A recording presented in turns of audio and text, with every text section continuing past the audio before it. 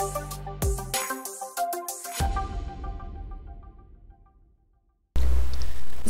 warahmatullahi wabarakatuh. Selamat datang, selamat jumpa kembali di channel YouTube PCNU Jombang, sebuah channel yang menghadirkan ragam pengetahuan dan juga hasanah KNU-an di Kabupaten Jombang untuk Anda semuanya, terutama warga Nahdliyin. Apa kabar? Semoga sehat selalu ya. Anda bersama dengan keluarga tetap bisa menjalankan ibadah bulan Ramadan ini dengan penuh kekhusyuan dan juga kekhidmatan. Saya Nina Mutmainah yang kembali hadir di podcast NU Bicara akan memandu talk show singkat kita kali ini, podcast singkat kita selama sekitar 30 menit ke depan dengan narasumber yang sangat luar biasa. Kita kehadiran tamu yang istimewa di kesempatan kali ini yang nanti akan membahas tentang mengelola perbedaan dalam beribadah.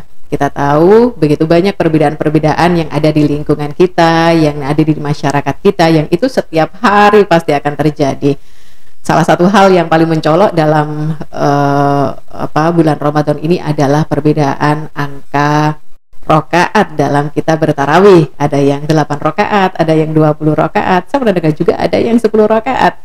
Nah, seperti itu. Di beberapa masyarakat sudah menjadi hal yang sangat lumrah, tapi ada beberapa yang lain masih menjadi perselisihan, bahkan juga menjadi persoalan yang sempat juga meruncing. Nanti akan kita tanyakan ke narasumber ya.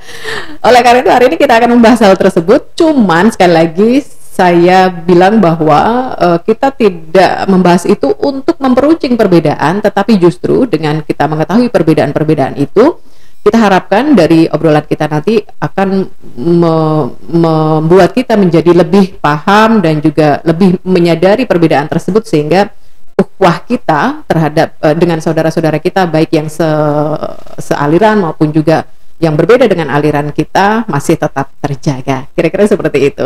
Tapi oleh karena itu, para pemirsa jangan lupa like, subscribe, dan juga tinggalkan komentar Anda di kolom komentar di bawah. Sekali lagi juga jangan lupa copy link dan juga sebarkan ke media sosial yang Anda punya, agar semua warga masyarakat, semua warga Nahdliyin bisa sama-sama belajar dari tayangan-tayangan positif kita ini.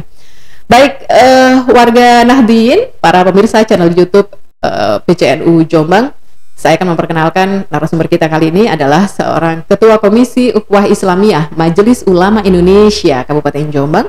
Beliau juga menjadi koordinator Departemen Aliran Aswaja NU Center PWNU Jawa Timur, Ustadz Yusuf Suharto. Saya sapa dulu. Assalamualaikum Ustadz. Waalaikumsalam Mbak Nina.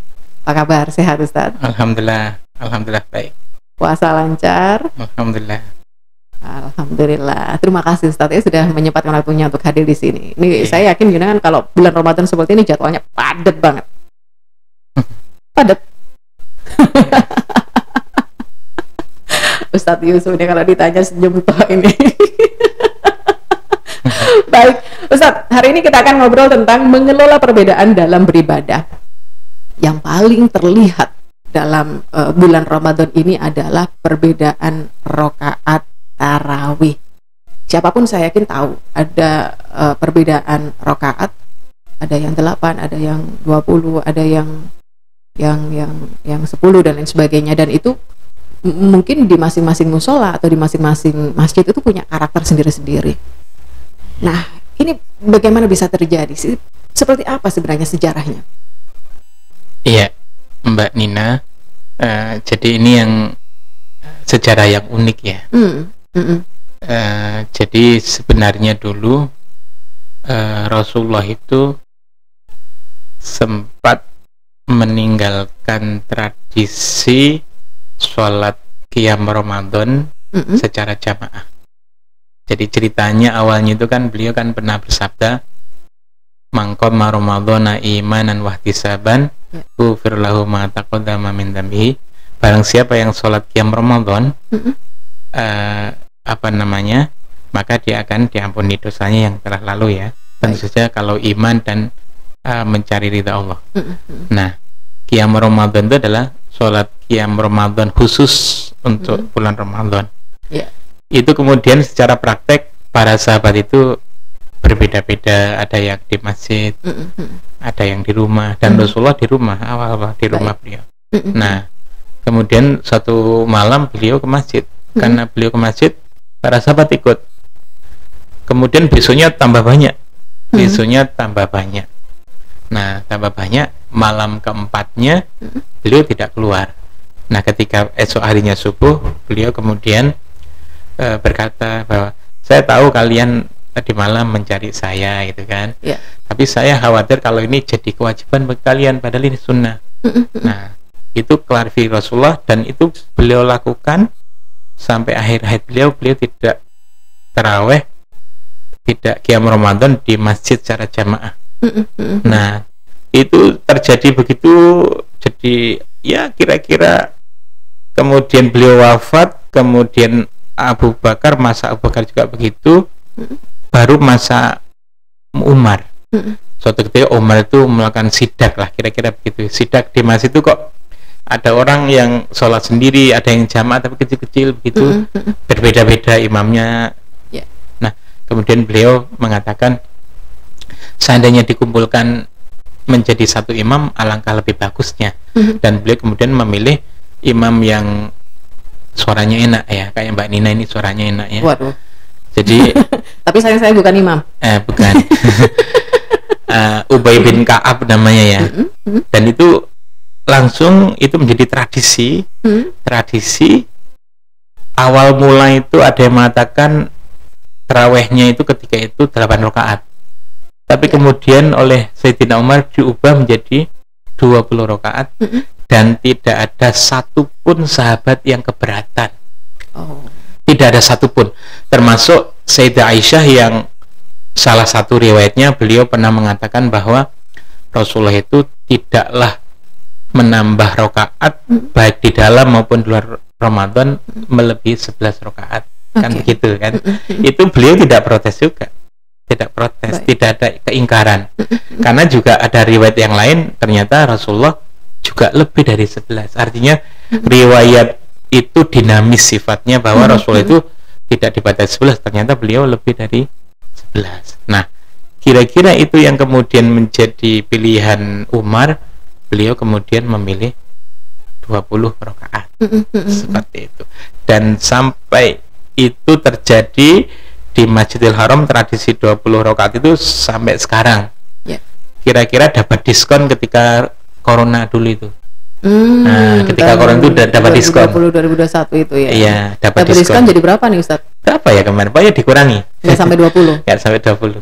Dapat diskon. Nah, kira-kira begitu. Ustadz matur tadi itu tradisi.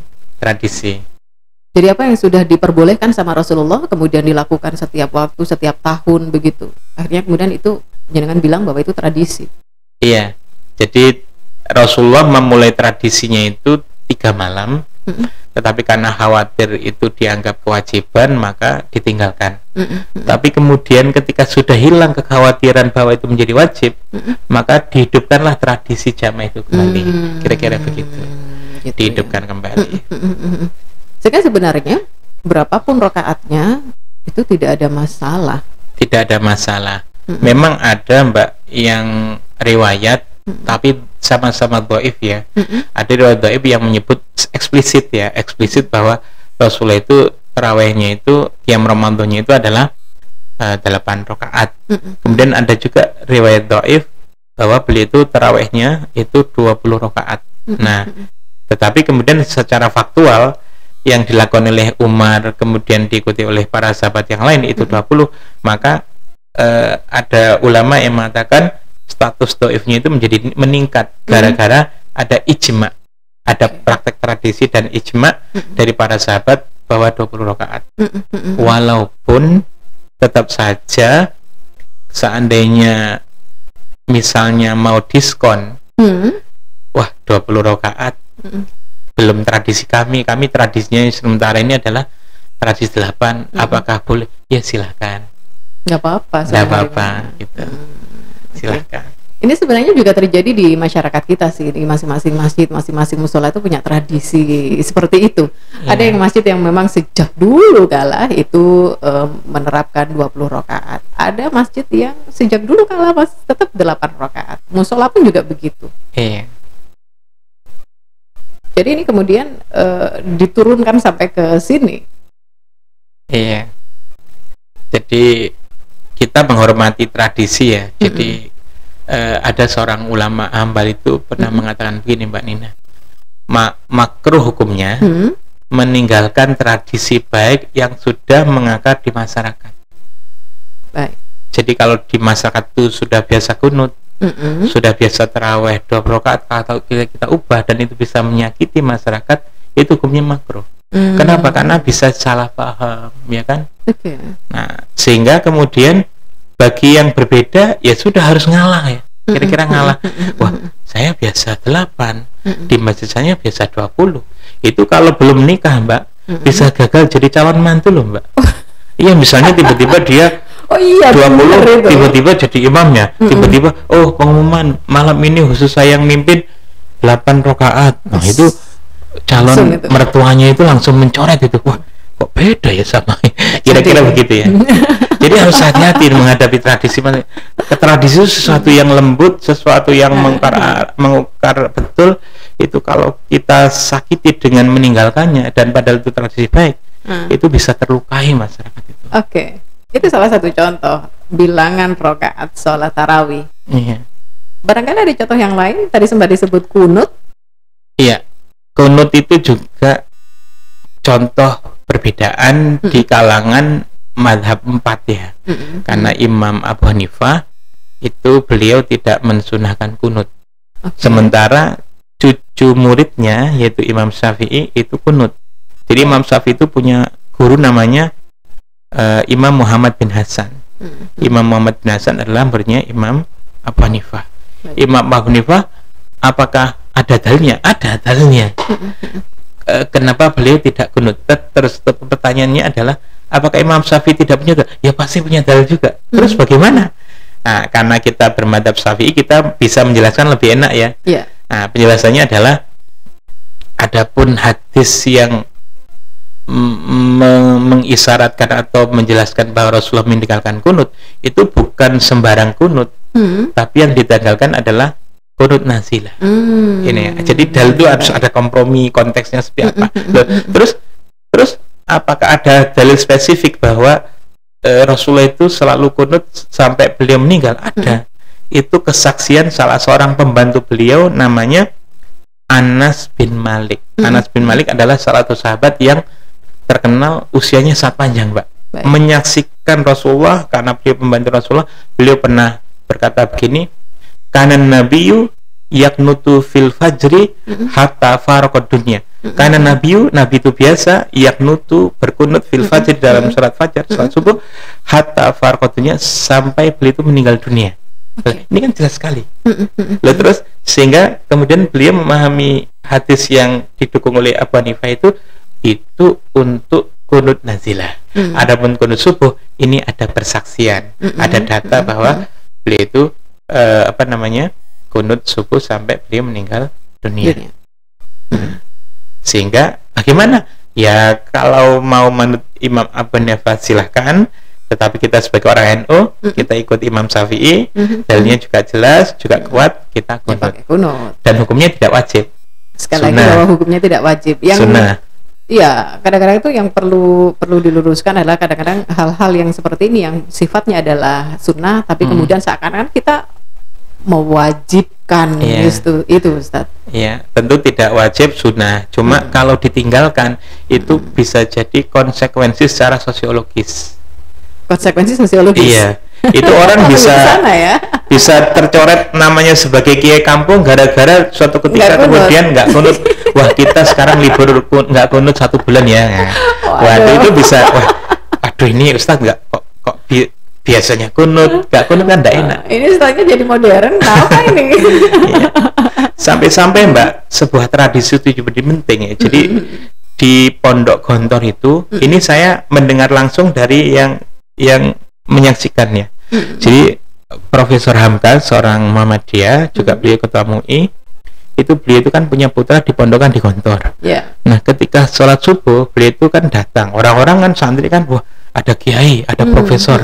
Lalu kemudian, monggo Pak Yai, Pak Profesor Hamka untuk mengimami kunut, mengimami sholat subuh. Nah, Hamka karena beliau itu orang cerdik, orang pintar ya, kemudian beliau berkata, para santri biasanya di sini kunut apa enggak? Nah kebetulan yang jawab itu adalah santri NU yang cerita ke saya itu langsung beliau itu. Lalu beliau karena orang NU ya, iya Kiai di sini biasa kunut. Hanya apa yang dilakukan oleh Hamka? Beliau kunut itu. Masya Allah. Seorang Muhammadiyah itu kunut itu. Itu Ponorogo. Iya. Kayaknya masih hidup ya. Jadi ini menerobos tradisi beliau sendiri. Iya. Lah memang begini, unik ya. Madhab Syafi'i itu kan madhab yang dianut oleh mayoritas Asia Tenggara, si Thailand, Singapura, Malaysia, Brunei, Indonesia, ya. Itu pada umumnya madhab Syafi'i. Sampai-sampai Hamka sendiri, seorang Muhammadiyah, beliau pernah mengatakan, saya ini sebenarnya madhabnya Syafi'i, tapi tidak sepenuhnya. Nah, kayak gitu. Tidak sepenuhnya artinya pada hal yang tertentu, pada tradisi yang itu dilakukan oleh madhab Syafi'i beliau ikut, tetapi pada pilihan organisasinya tidak memilih itu, beliau tidak ikut. Nah, kira-kira begitu. Moderat kalau yang ini. Iya. Kan asik kan ya, ulama-ulama kita asik ya. Ada NU, ada Muhammadiyah, nah itu asik gitu lah. Jadi itu tidak memaksakan sama sekali. Tidak memaksakan. Sepanjang itu masih diperbolehkan oleh syarak, tidak masalah, gitu ya. Oke. Terus perbedaan apa lagi yang sering kali ada di masyarakat kita? Ya, kalau di Jombang rata-rata aman ya, karena kita mayoritas Nahdliyin. Nah, kalau tapi kata siapa Ustadz? Di Jombang Kota banyak loh perbedaannya. Oh gitu ya. Ya secara umum ya. Secara umum ya. Kita ambil secara umum ya. Iya, secara umum. Kalau populasi secara total, ya kalau di kota memang sampai sekarang misalnya ya ada juga masjid yang 8 rakaat ya, tidak untuk menyebut nama. Banyak itu yang beda. Ya. Kemudian ada lagi tradisi itu Mbak, kayak ini cerita anak saya ketika di Jogja itu. Jadi anak saya itu, kita itu kan ada tradisi sunnah qobliyah Jumat. Sunnah sebelum Jumat. Ya. Setelah adzan Jumat itu kan, nah kita disunahkan qobliyah Jumat. Nah, itu ketika anak saya itu sholat, itu khotibnya itu langsung komentar itu. Tidak boleh itu, tidak ada landasannya gitu. Anak saya jadi ragu kan, tanya ke bapaknya yang Aswaja Center ini. Ayah, ada nggak ya dalilnya itu? Soalnya saya dipermasalahkan, saya disindir ya. Loh ada nak. Ini ada hadisnya, ini ada bukunya, tak kasih PDF-nya, tak kasih link artikelnya ada. Terus yang mengatakan tidak ada juga ada dalilnya. Ya ada nak. Jadi silakan, kita menghormati tradisi. Yang tidak membiasakan tradisi itu ya silahkan. Tapi yang membiasakan tradisi ini juga silakan, ada dalilnya. Jadi memang ulama-ulama itu kan istimbat, istidlal ya, mengambil konklusi hukum itu kan ada metodenya masing-masing kan ya. Itu kita tidak bisa mengganggu gugat. Al istihadu la yunqadu bil istihad. Istihad yang satu tidak untuk digugurkan yang lain. Ya silakan lah. Tetapi kita harus hormati ya, masing-masing itu punya landasan. Kita hormati. Contoh lagi Mbak, misalnya imsak. Ada ustadz yang menyalahkan imsak. Imsak itu istilah nggak benar. Imsak itu kan puasa. Yang berat tanbih. Lah, karena telah menyinggung tradisi kita harus jawab Mbak sebagai pembelaan. Kita jawab, Ustadz, imsak itu istilah yang sudah dikenal lama oleh para ulama-ulama fikih.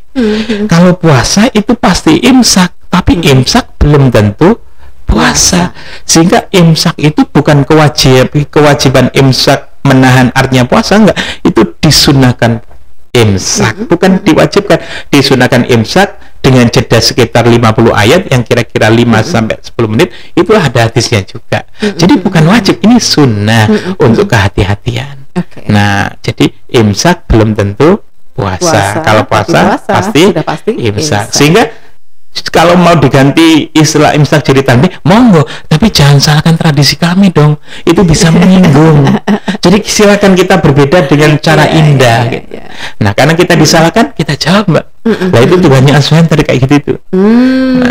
Hanya untuk hak jawab lah ya. Ada dalilnya kayak gitu. Baik. Jadi apa yang sudah menjadi tradisi kita selama ini di NU itu memang semuanya sudah ada dasarnya. Ada dasarnya. Dan itu sudah menjadi tradisi kita. Menjadi tradisi. Sama dengan budaya yang ada di masyarakat kita. Ketika budaya itu dilanggar sama salah satu anggota masyarakat, maka kebanyakan masyarakat akan merasa tersakiti gitu. Iya. Sama juga kayak kita kan. Iya, betul. Kita biasa pertemuan itu ada tahlilan misalnya ya, nggak enak. Kita biasa kalau tiap ada acara itu ada melakukan Indonesia Raya, nggak ada juga nggak enak kan? Itu bagian dari tradisi berbangsa itu. Karena rasanya gimana gitu kan? Okay. Pokoknya tradisinya baik ya. Ya ma ra'ahul muslimuna hasanan bahwa indallah hasan. Apa-apa yang dianggap baik oleh komunitas banyak muslim, maka itu dianggap baik oleh Allah. Tentu saja tradisinya adalah tradisi yang sesuai dengan syariah. Ya. Ada kompromi, ada konfirmasi dari syariah dan tidak masalah. Oke. Satu lagi Ustadz, kultum pada saat tarawih. Iya. Itu gimana sih itu? Ada sebagian yang bikin kayak gitu, ada yang nggak pakai gitu.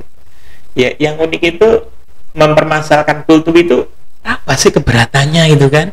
Kultum itu kan bukan sesuatu yang wajib kok, kemudian itu bid'ah. Terus apa salahnya gitu ya? Kultum itu kan mumpung ada orang kumpul, kemudian nuansa Ramadan. Nah, padahal tolabul ilmi fardhatun ala kulli muslim. Kita itu sudah nggak usah nuntut-nuntut, tiba-tiba dikasih hadiah. Kultum itu kan luar biasa. Nggak capek-capek kan? Betul langsung sekali. dapat pencerahan.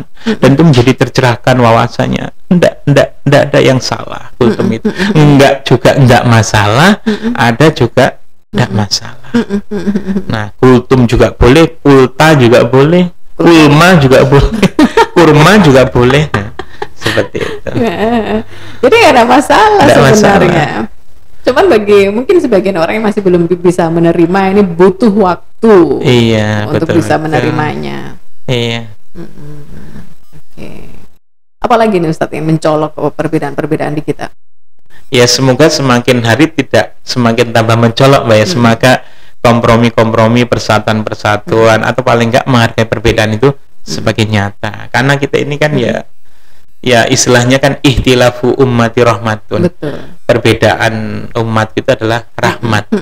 Sehingga kemudian karena Islam itu luas, maka yang enggak biasa yang ke A ya ke B lah. Yang enggak biasa ke B ya ke C lah. Jadi kalau yang mau ke A silakan, B silakan, C silakan. Semuanya ditampung oleh Islam yang sangat luas ini. Kalau sikap kita sebagai warga NU yang selama ini sudah benar-benar memegang tradisi ke-NU-an kita, sholat tarawih 20 rakaat, kemudian pakai kunut, doa iftitah itu kabiro, gitu-gitu itu apa yang patut untuk kita lakukan untuk menyikapi perbedaan itu?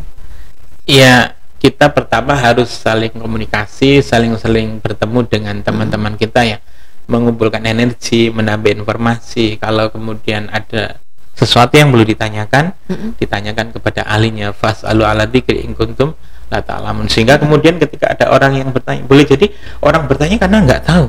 Nah, karena nggak tahu maka kita berhak untuk ngasih tahu kan? Ngasih tahu, ya udah kita kasihkan walau bi ayat ya, walau ayatan maksudnya.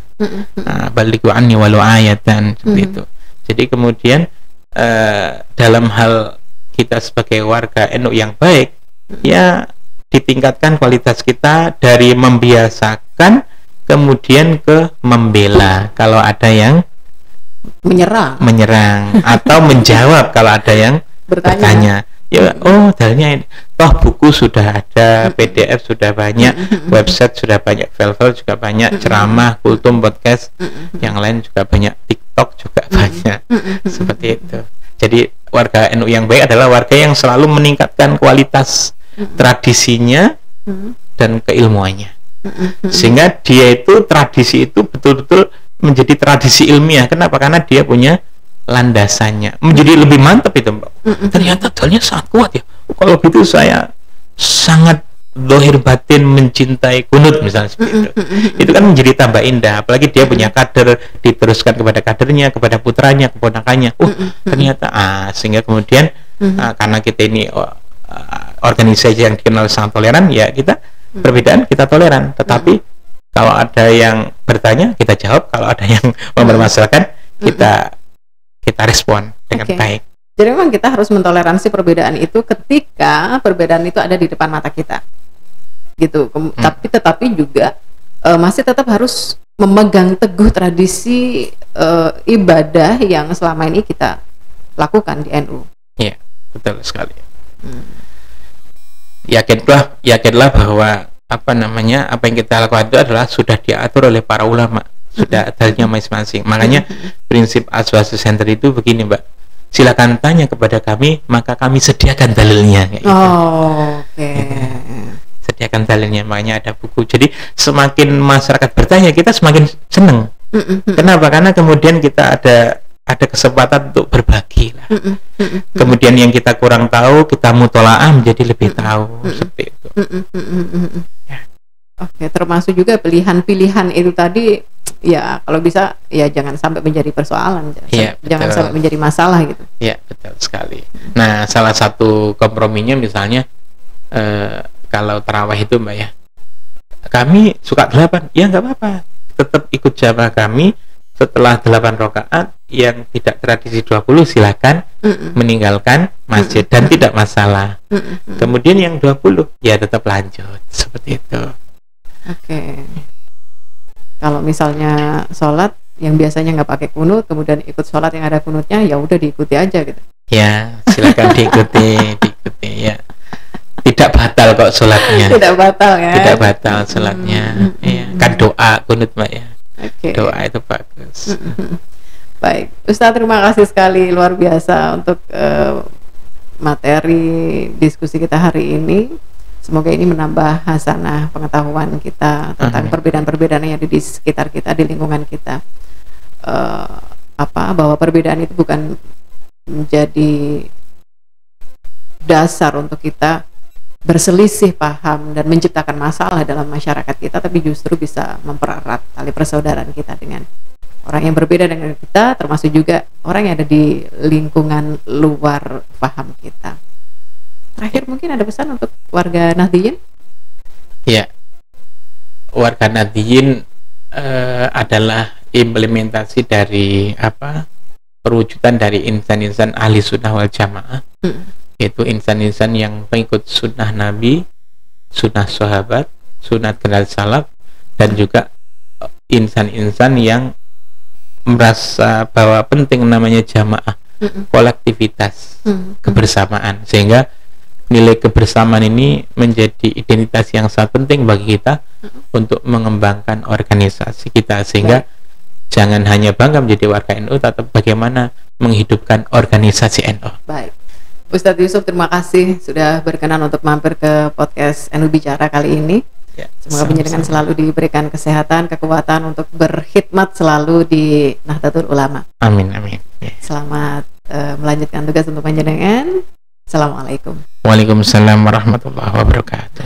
Baik, para pemirsa channel YouTube PCNU Jombang, Ustadz Yusuf Suharto, Ketua Komisi Ukhuwah Islamiyah Majelis Ulama Indonesia Kabupaten Jombang, juga sebagai koordinator Departemen Aliran Aswaja NU Center PWNU Jawa Timur, sudah bersama dengan kita, sudah menyampaikan beberapa hal.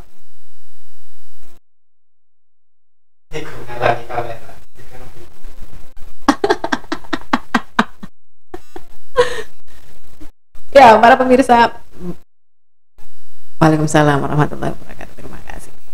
Ya, para pemirsa channel YouTube PCNU Jombang, terima kasih sudah menyimak obrolan kami tentang menyikapi perbedaan dalam beribadah bersama dengan Ustadz Yusuf Suharto, Ketua Komisi Ukhuwah Islamiyah Majelis Ulama Indonesia Kabupaten Jombang, dan juga Koordinator Departemen Aliran Aswaja NU Center PWNU Jawa Timur.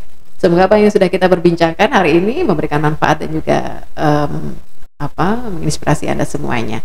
Saya Nina Mutmainah mohon pamit. Terima kasih. Assalamualaikum warahmatullahi wabarakatuh.